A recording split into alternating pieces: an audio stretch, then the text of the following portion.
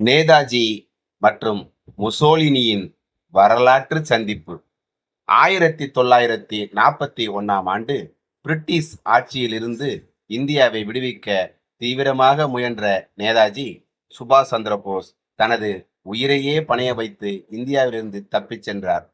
அவர் ஆப்கானிஸ்தான் வழியாக ஜெர்மனிக்கு சென்றபோது அங்கேயுள்ள நாசி தலைவன் ஹிட்லரையும் பின்னர் இத்தாலியின் தலைமை தளபதி பெனிடோ முசோலினியையும் சந்திக்க முடிந்தது. அந்த சந்திப்பு மிகுந்த வரலாற்று பெருமையுடையது. முசோலினி அப்போது உலகம் முழுவதும் ஒரு வீர ஆட்சியாளர் என்று கருதப்பட்டவர். அவருடைய அலுவலகத்தில் கருப்பு கோட்டுடன் திடமான முகபாவத்துடன் நேதாஜி நுழைந்தார். முசோலினி நேதாஜியை பார்த்ததும் இந்தியாவிலிருந்து வந்த இளைஞர் தலைவன் என்று ஆர்வமுடன் வரவேற்றார். நேதாஜி இந்தியாவின் சுதந்திர போராட்டம் பற்றி உருக்கமான வார்த்தைகளில் கூறினார். எங்களின் லட்சியம் வெறும் அரசியல் சுதந்திரம் அல்ல, ஒவ்வொரு இந்தியனும் தன்னம்பிக்கையுடன் வாழ வேண்டும் என்றார். அவருடைய குரலில் எரியும் தீயும் நம்பிக்கையும் இருந்தது.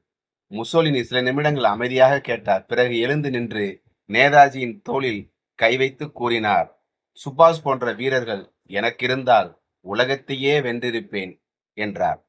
அந்த நிமிடத்தில் நேதாஜி ஒரு இந்திய வீரர் மட்டுமல்ல, உலகம் முழுவதும் மதிக்கப்படும் தலைவராக உயர்ந்தார்.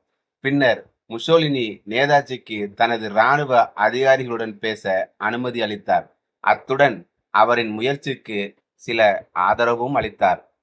இந்த சம்பவம் நேதாஜியின் தைரியம், அறிவு, உலகத் தலைவர்களின் மதிப்பை ஈர்ந்த தன்மை ஆகியவற்றை காட்டுகிறது. அவரின் நம்பிக்கை, என்னால் முடியாவிட்டாலும் என் தேசம் ஒரு நாள் எழுந்தே தீரும் என்றார்.